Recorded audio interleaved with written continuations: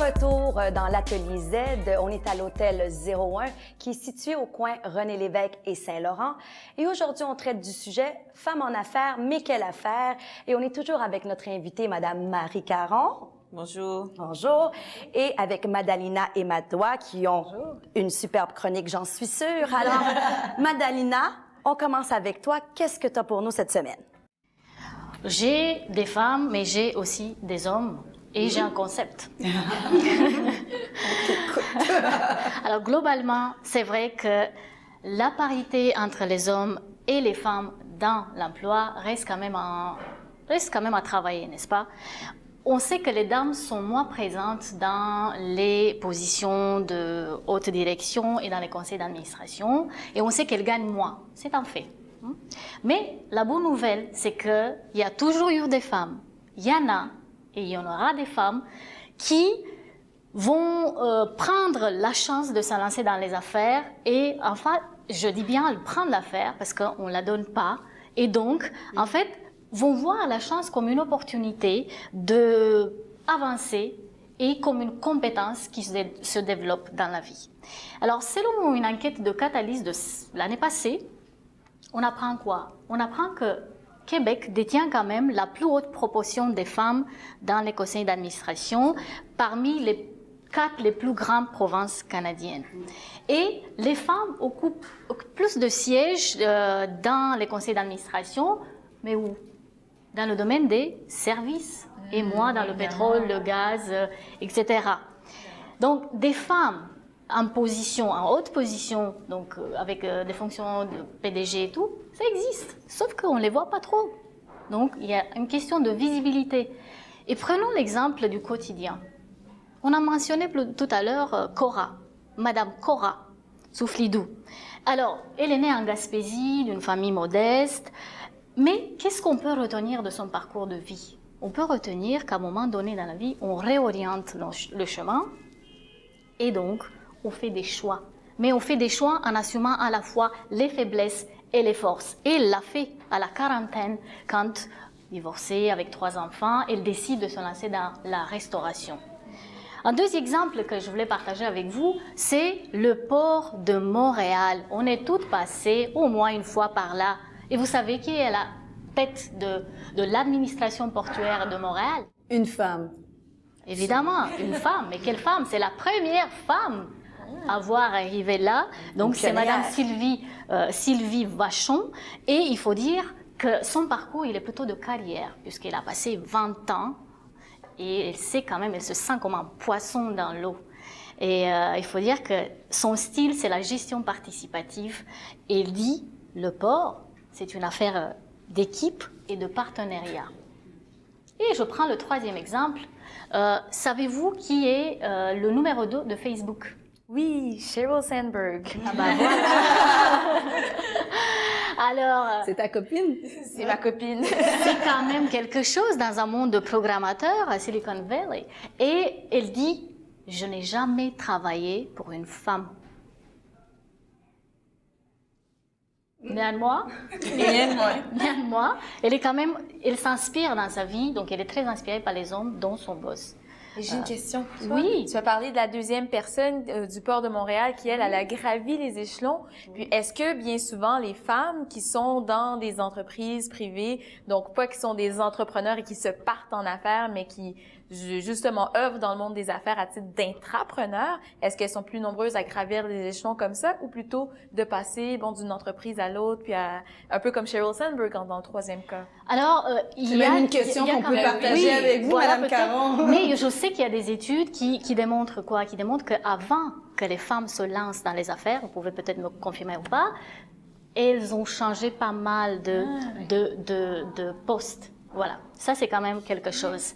Moi, j'aimerais vous entendre là-dessus. Mais moi, je pense qu'à compétence égale, une femme doit toujours faire un petit peu plus. Donc, de prouver qu'elle peut réussir en affaires et de pouvoir accéder à un poste comme ça, il faut effectivement avoir roulé sa bosse quelque part et démontrer qu'effectivement... Et se démarquer. Se démarquer, puis la compétition est forte et il faut foncer. Ouais.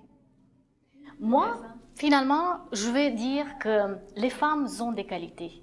OK, on sait qu'elles sont plus Plein de qualités. sont méticuleuses, attentives, créatives, tout ce que vous voulez. Mais je dirais que quand même que ces qualités, on les trouve aussi chez les hommes. Il faut certains hommes, mais il y en a. Donc du coup, il faut quand même dire que c'est important de voir la complémentarité entre les hommes et les femmes. Et au lieu de voir juste les comportements des uns et des autres, mais regardons l'ensemble et prenons Trudy Bourgeois, un auteur qui dit, ben non, regardez le leadership hybride. Donc, prenez des comportements positifs des femmes, des hommes, et voilà, on va avoir une manière de mener les affaires, pour ainsi dire. Et donc, exactement.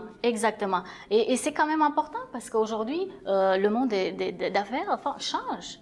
Le leadership n'est plus le même. On n'a plus besoin d'un manager comme boss. On a besoin de quelqu'un qui nous inspire, qui nous attire à côté, qui nous donne envie d'aller au travail, puisqu'aujourd'hui, à l'ère de l'Internet, on travaille de chez soi. Il y a de plus en plus de femmes, de minorités, il faut composer avec tout cela. Et tout, ça passe par la communication, l'empathie et l'apprentissage continuel des valeurs communes. Alors, je dirais, pas d'avancement social et d'harmonie sans des liens entre les hommes et les femmes, que ce soit dans le milieu professionnel ou dans la vie de tous les jours. Absolument. Merci. Merci beaucoup. Madoua, merci à vous. À ton tour. Mais moi, je vous écoutais parler en première partie. Yamel se posait une question à Madame Caron sur la pression, sur la conciliation famille-travail, sur comment est-ce que les femmes sont en mesure d'y parvenir. Donc, moi, c'est l'angle de ma chronique. Est-ce qu'on peut tout avoir? En anglais, souvent, dans des études américaines, on va entendre Can we have it all? Cette question-là va ressurgir assez fréquemment. Puis d'ailleurs, en 2012, il y a un article de fond qui est paru par une Américaine, une femme d'affaires, une femme accomplie dans le milieu politique à Washington, qui s'appelle Anne-Marie Slaughter, qui dit « Why we can still have it all ». Nous ne pouvons pas tout avoir. Puis qui parle de cette redéfinition du succès. Comment est-ce qu'il faut un peu se redéfinir, puis qu'elle, pas qu'elle jette l'éponge parce que les gens lui ont dit « mais non, tu peux pas écrire ça, surtout pas toi, après être arrivé si loin, puis là, toi, tu quittes. » Est-ce que vraiment tu vas dire aux femmes qui te suivent qu'elles ne peuvent pas tout avoir? Mais en même temps, c'est quoi tout avoir? Aux hommes, on ne leur demande pas est-ce que vous êtes capable autant d'avoir une famille que d'avoir des enfants? De tout concilier. Quand une jeune femme se lance en affaires ou en politique, bien souvent, on va lui demander mais qu'est-ce que tu vas faire, ta famille et tout? Allez-vous vous marier? Êtes-vous à veille d'avoir des enfants? Mais bien souvent, quand un homme, lui, et même une femme qui décide de sacrifier sa maternité pour poursuivre une carrière on va lui poser toutes ces questions-là, mais aux hommes, on va pas lui... Un jeune homme, vers la fin de la trentaine, qui lui se dit, qui se lance en politique et qui a des jeunes enfants, personne ne va lui dire, mais comment est-ce que vous allez pouvoir passer du temps avec votre famille? Est-ce que ce sont des préoccupations qui reviennent souvent chez les femmes qui viennent consulter chez Femmes et Essor?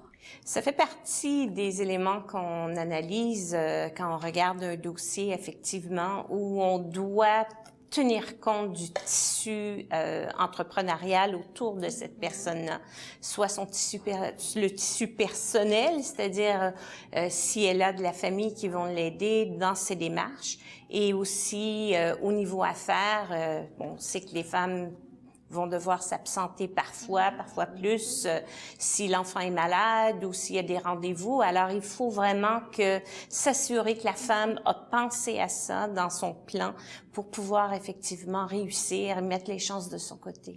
Moi, j'ai envie de poser quand même la question, est-ce que, puisque vous parlez de ce tissu autour de la femme, est-ce que l'homme, il est bienvenu à Femmes et Sœurs pour les réunions? Est-ce que c'est que les femmes?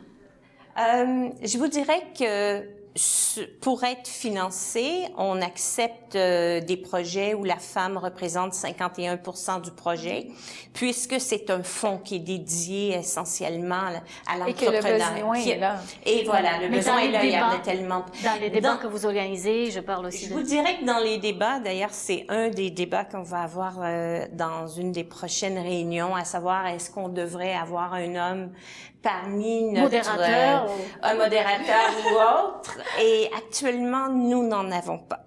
Alors, c'est une décision qui a été prise avant que j'arrive. C'est intéressant parce que la mixité doit être encouragée. Oui, ça fait partie d'un des points qui sera discuté au prochain Conseil des non-directs. Vous avez de l'information interne.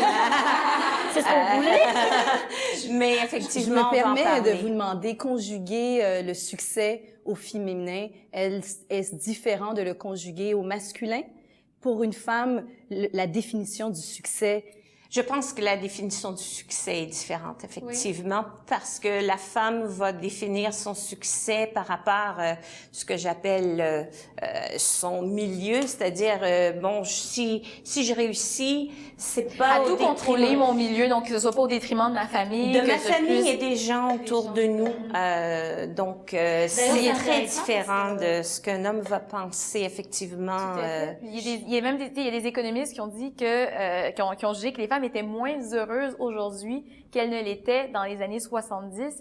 Est-ce que c'est quelque chose aussi que vous voyez Je dirais pas que ça se traduit jusqu'à ce point-là. en termes, Mais absolus développe, et Madeleine, même ça c'est-à-dire m'intéresse, en termes ces absolus, statistiques-là. puis même par rapport aux hommes. Donc par rapport à des études qui ont été faites en 1972, les économistes, j'ai les noms Betsy Stevenson et Justin Wolfers, donc un homme et une femme, ont évalué que au niveau de l'humeur de la femme, de comment est-ce qu'elle se sentait par rapport à son succès, qu'à un moment donné la pression est tellement forte que le niveau de bonheur, l'indice de bonheur des femmes en affaires a diminué par rapport à cette époque-là. Donc, est-ce que c'est interne ou est-ce que la pression sociale, est-ce qu'elle est externe? Il y a peut-être un mélange des deux à travers C'est ça. intéressant parce qu'il y a quand même des études qui disent aussi que les femmes attribuent le succès, comme vous avez dit, à l'entourage. Elles disent pas « Ah oui, c'est moi, je suis la meilleure Non, ». vraiment, C'est toujours oui, parce que tellement. j'ai fait avec tel ou tel. Ou... Les collaborations qu'ils ont dû faire pour arriver où ils sont Comment rendus. est-ce qu'elles sont aimées aussi? Parce qu'on a vu qu'il y a une corrélation négative entre le succès et le fait d'être aimé entre un homme et une femme. Il y a une étude de l'Université Columbia à New York qui a été faite là-dessus en 2003 où ce qu'on remplaçait le nom d'une personne en affaires par Howard, un homme, ou Heidi, une femme, et on les décrivait de la même manière. Puis les hommes trouvaient que oui, les deux étaient parfaitement compétents, les gens à qui on a soumis l'étude. Puis ils disaient oui, ben Howard, oui, je l'aime bien, c'est un leader et tout, mais Heidi, je suis pas sûre que j'aimerais ça travailler pour elle. Elle a l'air intransigeante, avec exactement les mêmes caractéristiques, mais simplement Parce que changeant c'est de une genre. femme. Exactement. Mais ça remet toujours en relief le fait que les femmes sont non seulement très exigeantes envers elles-mêmes, ce qui fait qu'elles transposent cette exigence-là dans leur environnement. Et la société aussi est très exigeante envers les femmes. On nous en met beaucoup sur les épaules. De là, le multitasking, parce que peut-on faire tout? Je veux dire, Oui, le répondons souper. donc à cette question. est-ce qu'on peut Can tout we avoir? have it all? Mais je pense que c'est une question de redéfinir ce succès-là, puis c'est de savoir, OK, qu'est-ce que je veux? Est-ce que vraiment redéfinir ce modèle-là, c'est plutôt répéter ce modèle-là avec des heures de fou que les hommes puissent faire, puis qu'on ne les juge jamais par rapport à leur présence à la maison? Est-ce que vraiment c'est ce que nous, on veut? On a ce côté aussi que oui, on veut être à la maison, on veut être là pour nos proches. On Donc, se sent coupable avoir aussi. tout, c'est ça, c'est de savoir se dire que ben je pense que je vais arrêter de me sentir coupable, puis c'est de faire la paix avec soi-même, faire la paix avec ce qu'on veut. Donc on peut tout avoir si on redéfinit Dans un le peu temps, ce on qu'est peut le tout succès. avoir, mais pas sur, n'est-ce pas? Exactement. Ben, si on regarde justement, on a dit ça en entrée de jeu, l'évolution de la femme sur l'arène économique du Québec, ça a été une évolution fulgurante. Et c'est une évolution qui n'est pas prête de s'arrêter. On est encore amené à se définir et se redéfinir notre place dans la famille, dans la société, Dans les affaires. Exactement. Autrement dit, on a quand même une place. Il faut la faire, notre place. Can we have it all? Je pense que ça dépend de chaque personne, comment chaque femme voit la chose. Dans mon cas, le bénévolat, et comme dans le cas de toutes les femmes qui sont chez Femmes et Sœurs, le bénévolat fait partie de ce que j'appelle mon succès. J'ai été successful dans le passé, je veux continuer à le faire, et si je peux partager ce que j'ai fait avec d'autres femmes pour qu'elles le soient, c'est ça qui va faire la différence avec les femmes au Québec. Ben, merci d'avoir pris le temps d'être avec nous Ça me fait aujourd'hui. plaisir. Continuez à partager parce qu'on veut encore plus de femmes en affaires. Et bon succès dans votre nouvelle entreprise. Merci. Et bonne continuation. Merci, mesdames. Et puis nous, on vous revient après la pause avec nos coups de cœur.